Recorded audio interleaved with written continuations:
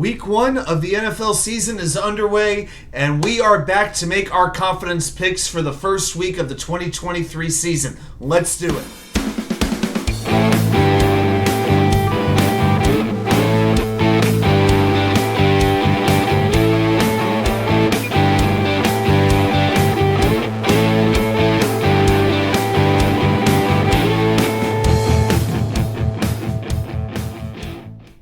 And well, welcome back to New York Sports WickerMedia. I'm WatchUK99. Thank you as always for taking the time to watch these videos. If you're brand new, welcome aboard. Please like and subscribe. If you're returning, welcome back. I appreciate your support. So, every year now, well, this is now technically year 2. It's year 2 of the channel.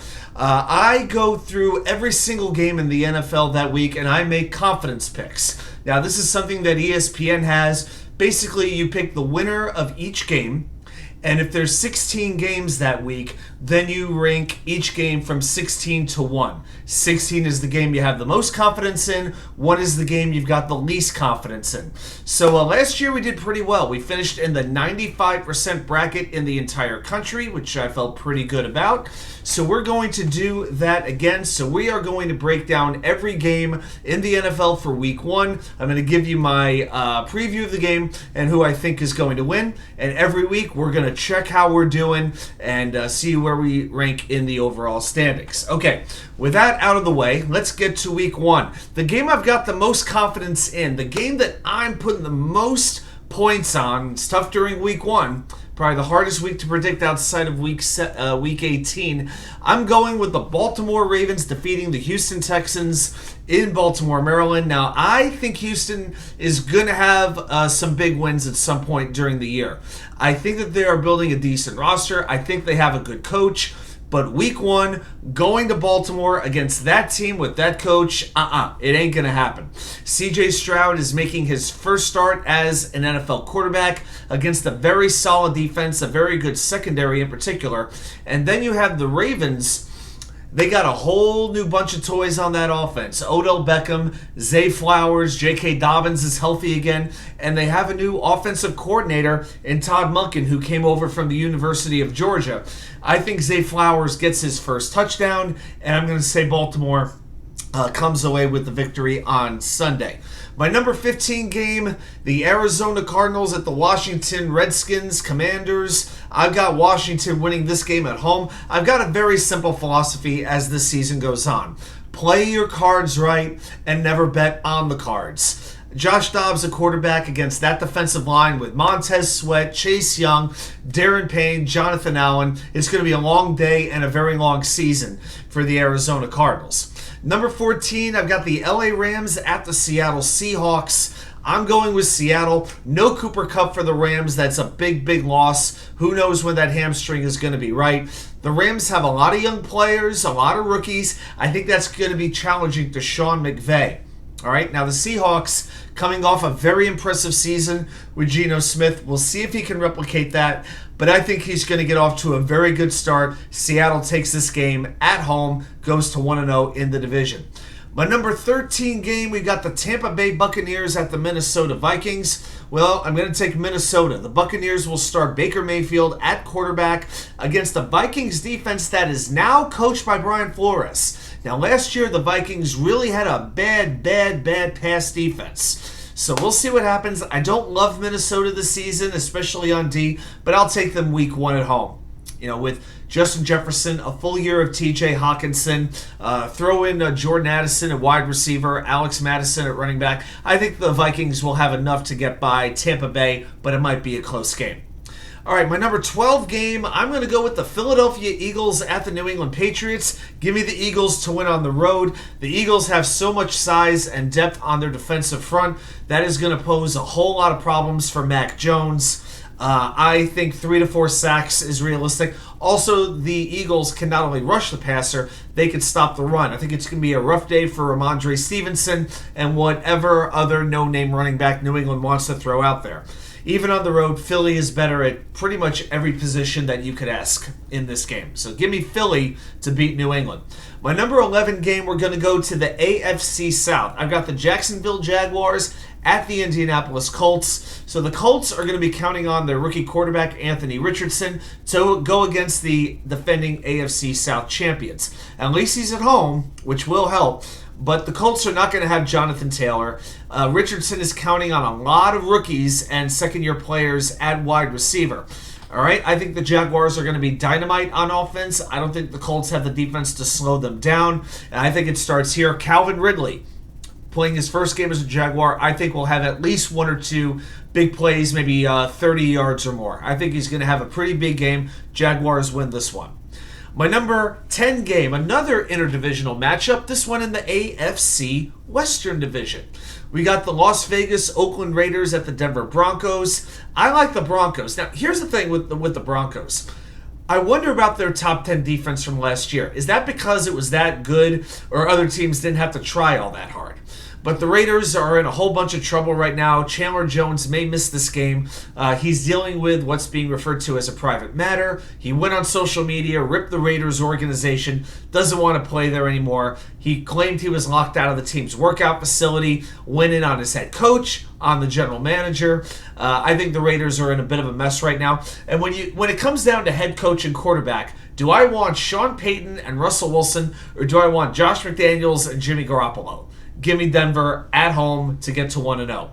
My number 9 game will be the Tennessee Titans at the New Orleans Saints. The only reason I could come up with a reason Tennessee would win this game is I like Mike Vrabel as a coach over Dennis Allen, but it will be Derek Carr's first start as the Saints quarterback. I think he'll get off to a good start. Tennessee does not have a very good pass defense. They can stop the run well. I don't think Josh Jacobs is going to go off in this game, but I think Derek Carr will do enough in this game to get the win at home. Number 8. Okay, here's where it started to get a little bit tougher for me. I went with Carolina at Atlanta in the NFC South. I swear to you, I wanted so badly to pick Carolina to win this game. I really, really did. Even with Bryce Young making his NFL debut at quarterback, I like that offensive line more than most people. With Ike Ekwonu, Brady Christensen, on and on and on. Atlanta doesn't really have the pass rushers that you would need to get to Johnson in an offense that works very quickly, an offense that's designed for Bryce Young to get rid of the football quickly. And I think on the other side, Brian Burns will make Desmond Ridder's life miserable. The thing with Carolina is they're hurting right now at wide receiver. DJ Chark and Adam Thielen are both banged up. I'm counting on a low-scoring game. I think Carolina will turn it on later in the season. If I was doing the spread, I'd pick Carolina to cover the 3.5, but I think Koo makes a field goal late in the game to win it. I'll take Atlanta, albeit reluctantly. All right, number 7. By the time this video airs, you might have the final result of this game. The Thursday night season opener, Detroit at Kansas City. Even without Travis Kelce and Chris Jones, I like Kansas City to win this game. The Lions are typically slow starters, and Andy Reid typically does not lose with this much time to prepare. All right, number 6, the Cincinnati Bengals at the Cleveland Browns, a big AFC North game. I'm taking Cincinnati. Here's the thing. Joe Burrow is going to play this game, and he just got done signing a 5-year, I think, $275 million contract. Congratulations. He absolutely deserves it. Here's the thing with Burrow. Can you believe in his career against the Cleveland Browns, he is 1-4?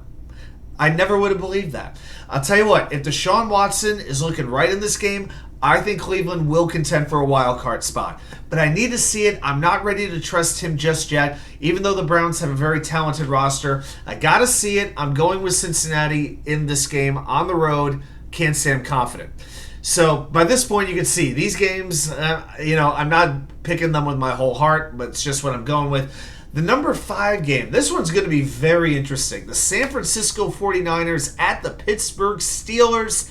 Tough call. I like the Steelers. Brock Purdy, the Niners quarterback, has looked very legit when he has played, but the Steelers defense, they got some bad boys. You got Alex Highsmith and TJ Watt to rush the passer. You got Minkah Fitzpatrick, maybe the league's best safety in there as well. The Steelers have an elite coach, a young quarterback on the rise, plenty of weapons on offense between Najee Harris, Deontay Johnson, George Pickens, Pat Freiermuth, and the defense, I trust them in this game. I just got a feeling Pickett is going to outduel Brock Purdy. So give me the Steelers to pull off, I think, what most would call an upset at home against San Francisco. Number 4, one of the greatest rivalries, not just in football, but in all of sports, the Green Bay Packers at the Chicago Bears at Soldier Field. As somebody who lived in Chicago for almost 20 years, there is nothing like this rivalry.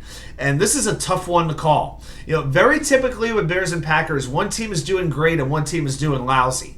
Even though the Packers haven't been lousy in a lot of years, but that's besides the point. But the owner of the Bears is no longer there. Aaron Rodgers, of course. And then you've got with the Packers, both Christian Watson and Romeo Doubs are nursing hamstring injuries. Watson has not practiced this week. That really concerns me. And I like the new Bears defense with TJ Edwards, with with Tremaine Edmonds, at linebacker. I think they are going to be able to stop the run very well. And the match that should be really good is DJ Moore, the Bears wide receiver, brought over from Carolina, going against Jair Alexander on Green Bay. I just like Justin Fields to make some big plays in this game. Give me the Bears to win this game. All right, number 3, the game I've got the third least amount of confidence in. This game could go down as one that's going to help determine a playoff spot. The Miami Dolphins at the Los Angeles Chargers of San Diego. Boy, oh boy. I think that when you think about Miami, what they like to do, they like to run up the score, but their defense is known for not making a lot of big stops. That is not a recipe for success against the Chargers, who are going to be home because they can keep up with Miami's offense, but I think they've got better playmakers on defense with Joey Bosa and Khalil Mack. All right, I think it's going to be a shootout. I'm expecting 60 points or more. I think this is going to be one of those games where the team who has the ball last will win it. I'm going to take the Chargers, one, because they're at home, and Miami did not play well against them last season. But that one is going to be fun. 2 games left, and I have not mentioned either of the New York teams yet, have I? Yeah, that's how close I think both these games are. But my number 2 game is going to be the Buffalo Bills at the New York Jets on Monday Night Football. You know what? Here's my thought. I think the Jets match up well with Buffalo on paper. I got to see, though, that the Jets know how to win these games. The Jets have not really played a marquee game in many, many years. They are not used to being in the spot the Buffalo Bills are. The Bills are returning 75% of last year's roster. That matters. They know how to play in these kinds of games. I personally think what's going to happen is the Jets are going to fall behind early in this game. Maybe like 10-0, 13-0, something like that, because this offense is just not going to be in sync early on. They'll make a late rally in the second half, but fall just short by 3 or 4 points. So I'm taking Buffalo, much as it hurts me to do it. And then finally, number 1, I got the Dallas Cowboys at the New York Giants. As far as I'm concerned, the Cowboys have the Giants' number until they don't. They are a more explosive team on both sides of the ball. And let me see the right side of the Giants' offensive line actually stop Micah Parsons. I don't think they can do it. So give me the Cowboys to beat the Giants on Sunday Night Football. Well, those are my predictions for Week 1. Do you have your predictions? Let me see them down there in the comments. Any picks I made that you agree with, disagree with, I look forward to seeing your thoughts. Stay tuned to New York Sports WickerMedia. We'll be doing the Jets game preview on Friday. I'll be doing my bowl predictions on probably Saturday. And then after the game is over on Monday or maybe even Tuesday morning, I'll be doing the 3 key plays you may not remember. So it's going to be a lot of videos coming every week. I'm looking forward to doing them all for you. Thanks again for tuning in, and I'll see you right back here with more content from you know where. The Wicker Chair.